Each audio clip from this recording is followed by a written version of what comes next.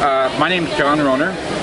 I'm the Chief Engineer at Intelligentry, and I am the patent holder for the PlasmERG transition technology and the control of this engine, which is a very far derivative of what was originally the tap engine. What we've learned is a lot more from what they know. Okay, the subject of this particular video is what's going on here, because we've got a brand new, what in the scientific world we call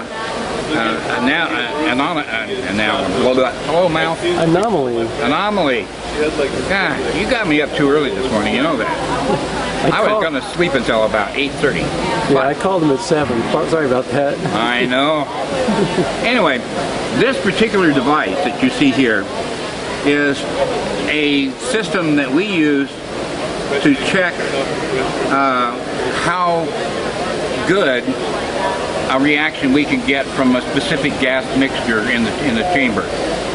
And what you've got here is a special plastic see-through tube made out of a very high temperature Lexan type of plastic.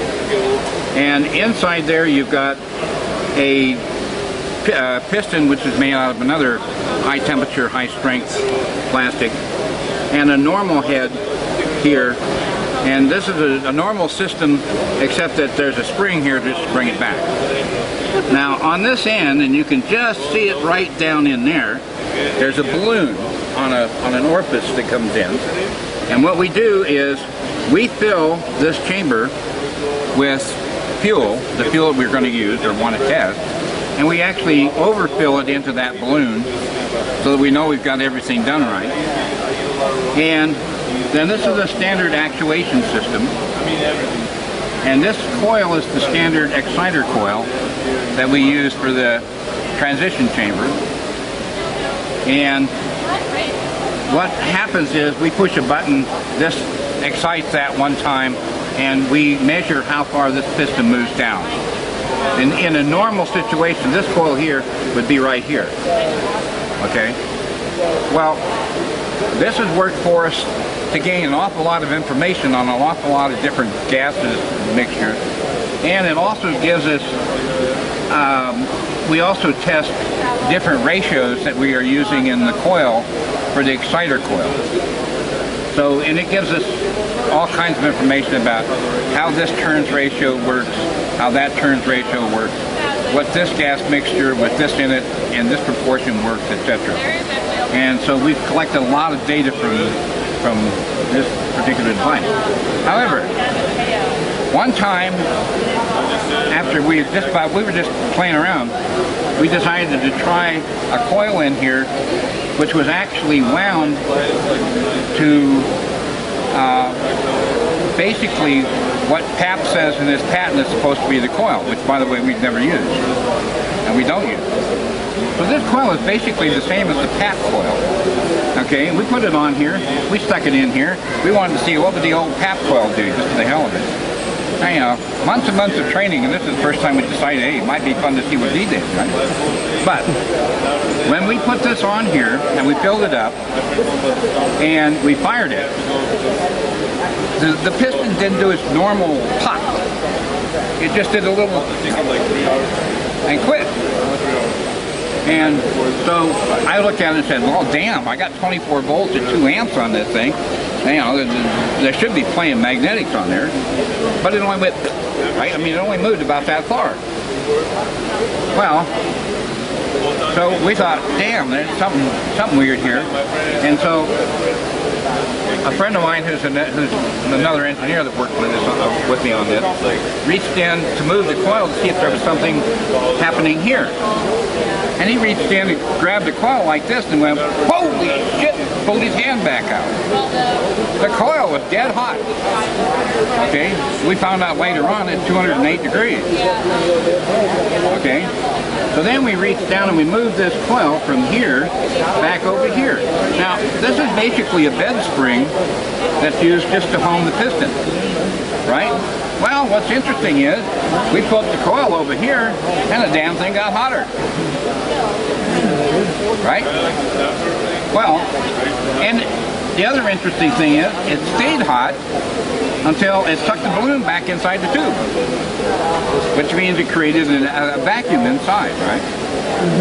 Well, in trying to figure this out, I actually went and grounded this coil at different times, and it does the same thing. We finally went out and got one of those heat guns so we could see what the hell was going on, because yeah, it was hot to the touch, but then again, okay, you know, what's that really mean? Yeah, it's hot to the touch. So it turns out that if this is down here initially, this will run somewhere between 204 and 208 degrees. Now, if you move it back here, it moves up into the 220 range. Next thing that's interesting about this is that if you ground this coil, it stays hot. Now, those of you who understand electronics know there are only certain things that can make a coil get hot, right? And if you ground the coil, that takes most of them pretty much out of the picture. But guess what? This thing stayed hot. When you say stayed hot, you mean as long as the balloon was releasing the gas? As long as there is fuel in here, it will stay hot. And that can be a couple of minutes depending on how full you make the balloon. Okay, and the interesting thing is, it always goes back to a complete vacuum. It always pulls that balloon back into the hole. And you know how it is with a balloon. When it comes back down and it's got all of the ridges, okay, you know that someone stuck this thing, didn't just let it happen. Well, that balloon will actually get totally sucked out. Okay? And quite honestly, if you fill it up this big, it lasts longer than if you fill it up this big. So we know that whatever is happening here is happening because of the fuel, right? Which is noble gases. Which is a noble gas mixture, yeah. One of our simpler gas mixtures. Okay, it's not the most powerful one, but it's pretty close to what the PET people had originally. Anyway, so then we decided, okay, well, let's see if there's any light. So we built a light-proof chamber over it and put a webcam in there, and guess what? No light.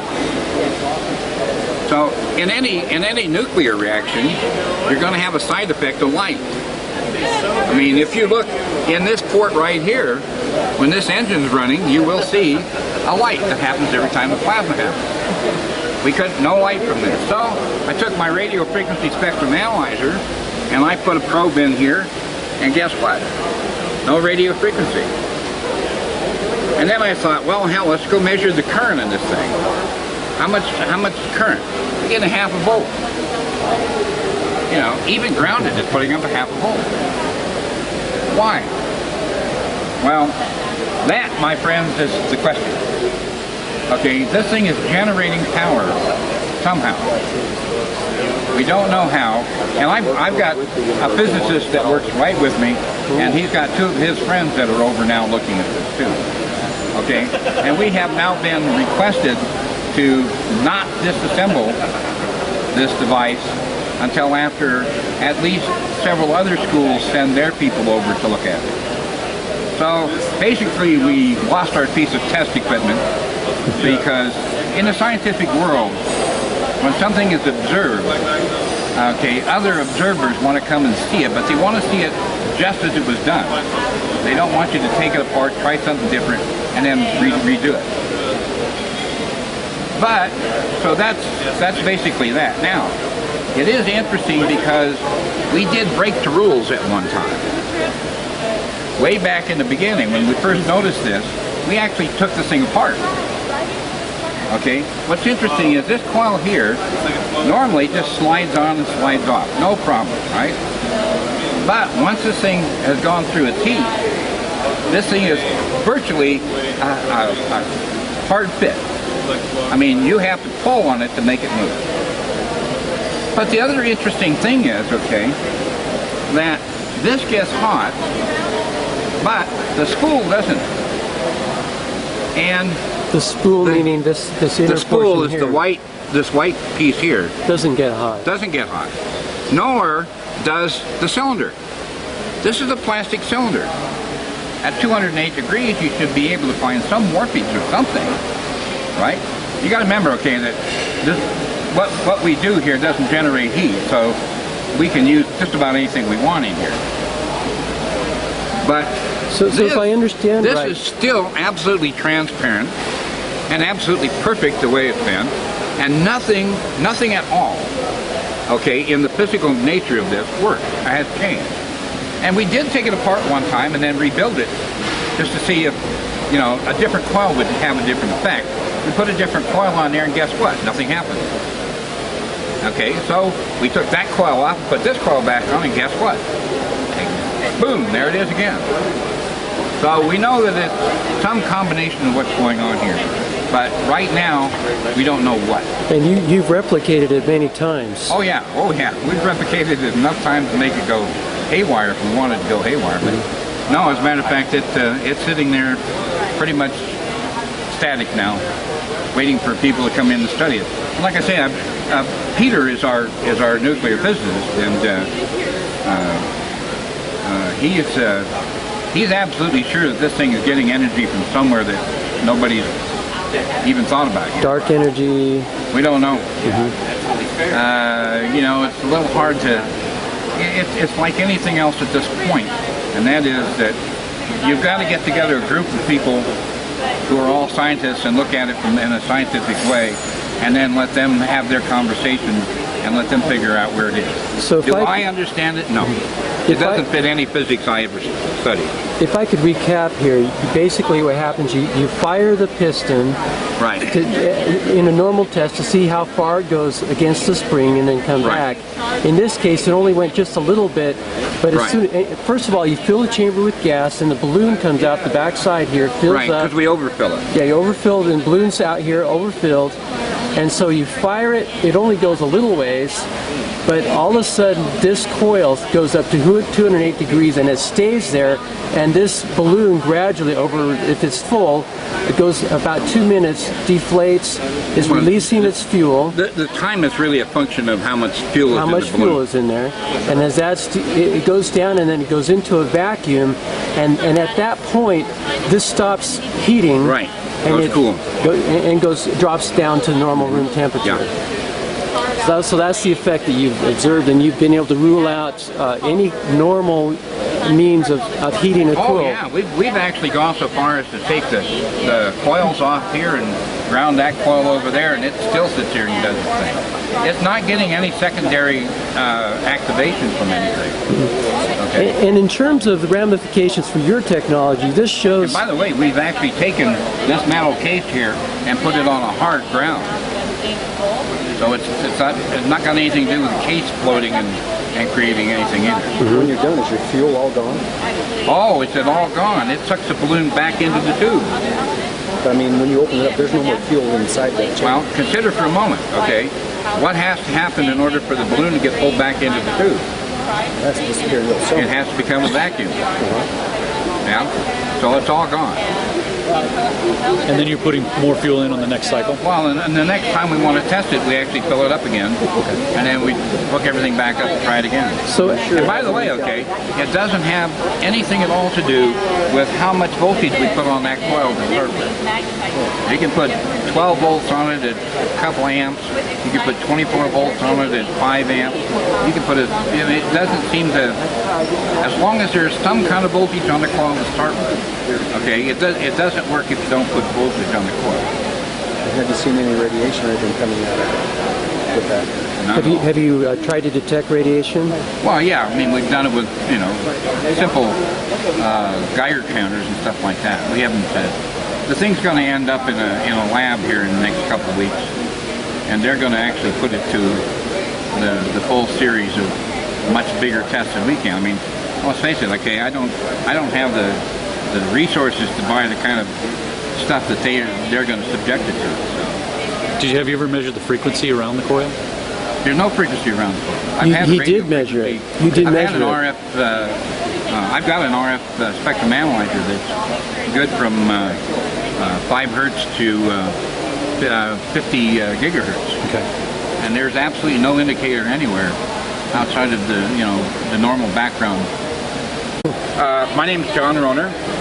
I'm the chief engineer at Intelligentry. and I am the patent holder for the plasmic transition technology and the control of this engine, which is a very far derivative of what was originally the tap engine. What we've learned is I was going to sleep until about 8:30. Yeah, I called them at 7. Sorry about that. I know. Anyway, this particular device that you see here is a system that we use to check how good a reaction we can get from a specific gas mixture in the chamber. And except that there's a spring here just to bring it back. Now on this end, and you can just see it right down in there, there's a balloon on an orifice that comes in. And what we do is we fill this chamber with fuel, the fuel that we're going to use or want to test, and we actually overfill it into that balloon so that we know we've got everything done right. And what you've got here is a special plastic see-through tube made out of a very high temperature Lexan type of plastic. And inside there you've got a piston which is made out of another high temperature, high strength plastic, and a normal head here. And this is a normal system, a lot more from what they know.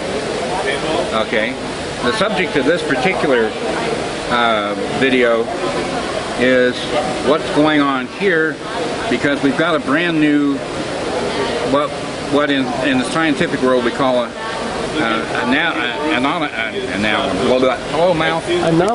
anomaly. God, you got me up too early this morning, you know that.